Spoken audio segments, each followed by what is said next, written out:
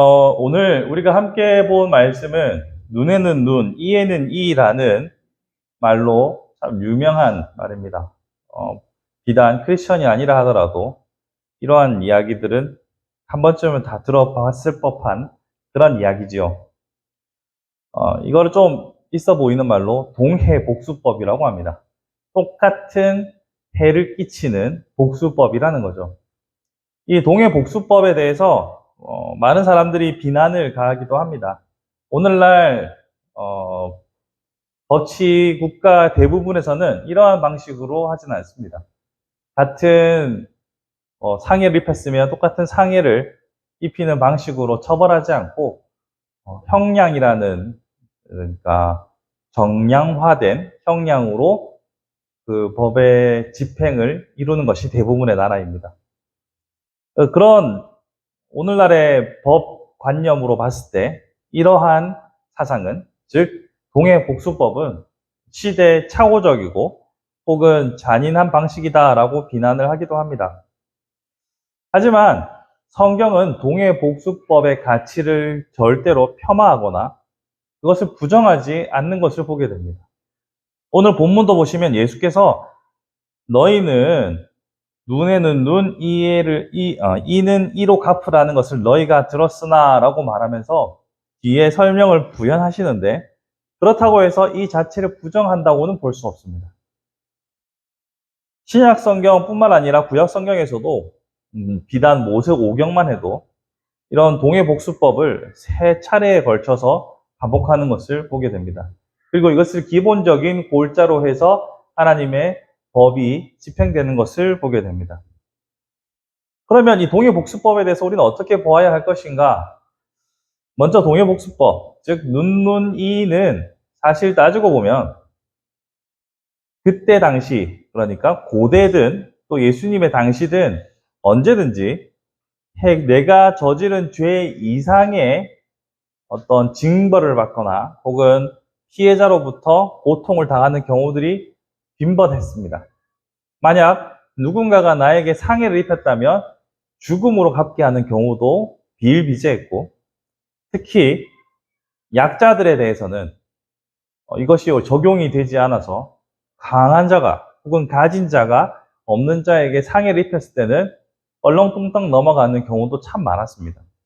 그래서 이 동해복수법은 강자에게로부터 약자를 보호하는 측면도 있었고, 또 죄를 짓기를 주저하게 만드는 억제 효과도 있었고, 또한 가혹한 보복을 금지하는 차원에서도 의미가 있었습니다.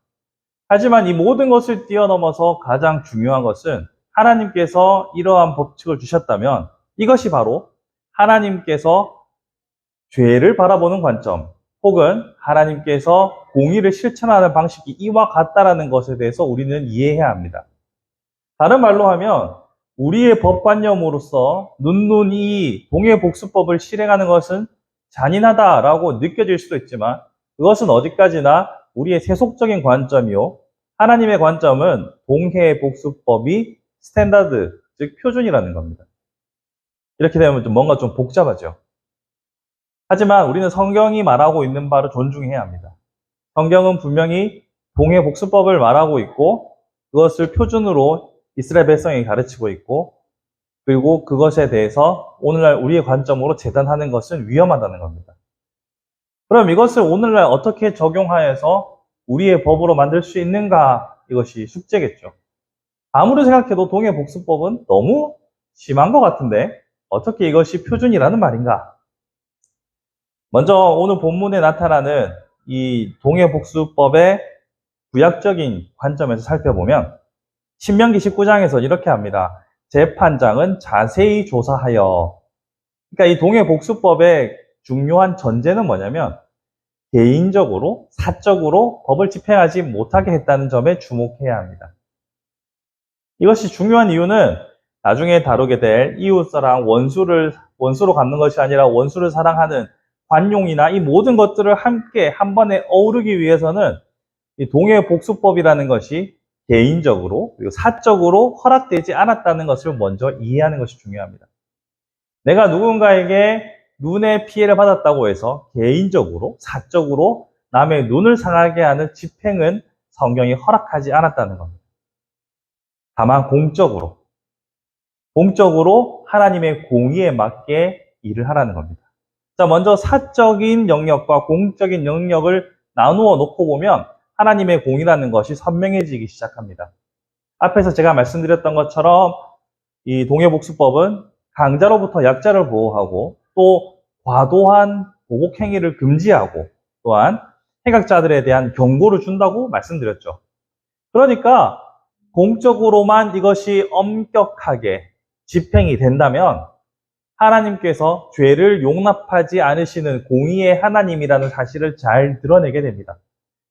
다시 한번 설명드리면 공적으로 이 동해복수법이 잘만 집행이 되고 정착이 된다면 하나님의 관점, 하나님의 공의가 온전히 잘 드러날 수 있도록 설계되어 있는 법적 구조라는 겁니다. 다만 이것이 예수님께서 언급하시는 이 신약 시대에도 그렇고 고대에도 그렇고 사적으로 남용되었습니다. 특별히 예수께서 이 시대에 딱 집어서 지적하셨던 것은 사적으로 이것이 개인적인 보복이 정당하다, 권리가 있다라고 주장하는 폭력을 용인하는 수단으로 사용되었기 때문에 예수님께서 지금 이거를 지적하신 겁니다. 하지만 예수께서 정작 강조하고 싶으셨던 것은 공적으로 이것이 사용되어서 하나님의 정의와 공의가 만연할 수 있도록 하되 개별적으로는 하지 말라는 겁니다. 그러면서 예수께서 강조하는 것은 개인으로서는 오히려 관용과 사랑을 더하라라고 강조하시는 겁니다. 그래서 뒤에 보시면 오른뺨을 맞거든 왼뺨도 돌려대며 또 너희가 속옷을 가지고자 하는 자에게는 겉옷까지도 주고 오리로 가자면 심리로 가려고 이렇게 관용의 법칙을 설명하시면서 앞에 동해복수법을 얘기하시는 것은 분명하게 공적인 영역과 사적인 영역에서의 우리의 태도를 가르쳐 주신다라고 볼 수 있습니다. 뿐만 아니라 39절에 보시면 너희 악한 자를 대적하지 말라라고 하시죠. 즉 개별적으로 사적으로 복수의 길을 걸어가지 말라고 분명하게 예수님께서는 선을 긋고 계시는 겁니다. 그렇게 보면 결국 포인트는 우리가 개인적으로는 어떤 삶을 살아야 하는지를 볼 수 있을 뿐만 아니라 하나님께서 죄를 대하는 태도와 이 하나님의 공의의 방식을 우리가 이해할 필요가 있습니다. 이게 뭐냐면 하나님께서는 사랑의 하나님, 또 너그럽게 오래 참으시는 인내의 하나님이라고 우리가 생각하지만 기본적으로 하나님께서는 공의의 하나님이십니다. 정의의 하나님이십니다. 그래서 죄에 대해서는 동해복수법이라는 잔인해 보이는 방식을 통해서라도 죄를 처단하시고 억제하시고자 하는 분이 하나님이십니다. 그런 의미에서 우리 모두는 그 엄격함 아래에서 그 누구도 허용될 수 없는 죄인이라는 사실을 다시 한번 기억해야 합니다. 즉 동해복수법을 볼 때마다 우리는 그 동해복수법에 따라서 처단받아야 될, 공적으로 징계를 받아야 할 존재임에도 불구하고 예수 그리스도의 은혜 아래에 있으므로 용납받고 있다는 사실을 우리는 기억해야 합니다. 즉 세상 가운데 공의가 이루어지지 않았을 때 개별적으로 공의를 실현하려고 무리하는 것이 아니라 하나님의 공의를 이루어지기를 기도하면서 동시에 나의 죄가 부르짖는 하나님의 공의 앞에 우리를 용서하고 우리를 가로막고 있는 예수 그리스도의 보혈을 기억하며 감사할 수 있어야 된다는 거죠. 하나님의 이 동해복수법이라는 잣대 아래에서 우리는 어떤 것도 빠져나갈 수 없습니다. 예수 그리스도께서 분명히 마음으로 짓는 죄도 다 죄라고 하셨는데 그것까지 다 적용해보면 우리는 어떤 것도 용납받을 수 없는 죄인이라는 사실을 부정할 수가 없습니다. 그러니 하나님의 공의의 원칙이라는 이 눈이를 볼 때마다 우리는 다시 한번 숙연해져야 합니다. 겸손해져야 합니다. 그리고 하나님 앞에 감사할 수 있어야 합니다. 내가 죄인임을 다시 한번 기억해야 합니다. 동시에 예수께서 가르쳐 주신 것처럼 하나님의 공의가 이 땅에서 실현될 수 있도록 우리는 공적인 영역에 두 눈을 크게 뜨고 함께 지켜봐야 합니다. 그러면서도 개인적으로, 개별적으로 복수를 위한 길들을 걷는 것을 지양해야 하는 것이죠. 그 은혜를 따라서 엄격하게 우리 자신을 돌아보되 타인을 향해선 용서하고 공적인 영역에서 하나님의 공의가 이루어질 수 있도록 애쓰는 것. 그것이 참으로 중요하다고 생각합니다. 제가 정치적인 이슈들은 잘 다루지 않습니다. 그리고 정치도 잘 안 보려고 합니다. 속 답답해가지고 그거 보고 나면 하루 종일 스트레스 받아서 정치 뉴스 잘 안 보긴 하거든요. 하지만 말씀을 준비하면서 공의가 이루어지고 하나님의 방식이 이 땅 가운데서 법적으로 실현되는 것에 관심을 가지고 계속해서 지켜봐야 되겠구나라는 생각을 다시 한번 하게 됐습니다. 많은 범죄들이 일어나는 현장에서 보면 항상 죄인들은 자신이 지은 죄보다 적은 형벌을 받기를 원하죠. 또 그것 때문에 사회에서 많은 사람들이 속상해하기도 합니다.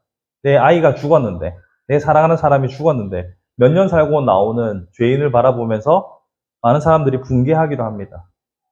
그러면서 다른 나라의 형법들을 보면서 우리도 저렇게 해야 되는데 라고 이야기도 합니다. 참 마음이 많이 복잡한 시대를 살아간다고 생각합니다. 그럼에도 불구하고 우리는 오늘날 이 땅에서 우리의 역할이 무엇이 찾기가 참 어렵죠. 그래서 우리는 고민해야 합니다. 어떻게 이 땅에서 하나님의 공의가 실현될 수 있을까? 어떻게 그 일에 크리스천이 동참할 수 있을까? 정답은 없어요. 계속 고민하면서 하나님의 공의가 이루어지기를.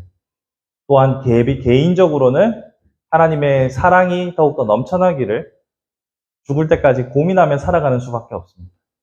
그런 의미에서 오늘의 말씀은 우리가 이렇게 해야 됩니다. 이것이 정답입니다. 이것이 길입니다. 라고 말하는 것이 아니라 또 함께 고민할 주제를 던지는 것이라고 볼 수 있습니다. 이 땅에서 하나님의 정의를 실현하며 우리는 어떻게 사랑을 실천하며 살아갈 것인가?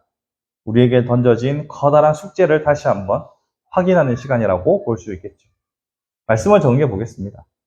예수님께서는 많은 사람들이 오늘날 거부감을 느낄 수밖에 없는 이 동해복수법을 말씀하시면서 여기에 담겨있는 하나님의 뜻과 그리고 우리를 향한 하나님의 사랑을 말씀해 주고 계십니다.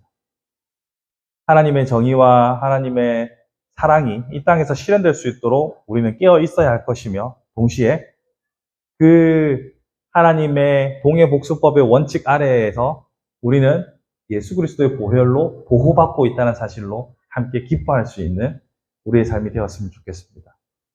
또 새롭게 시작하는 한 주, 또 여러분이 살아갈 일생 동안 여러분이 있는 곳에서 여러분이 계심으로 말미암아 빛과 소금의 역할을 감당하며 하나님의 공의와 정의가 드러나는 복된 그런 멋진 삶이 될 수 있기를 주님의 이름으로 축복합니다.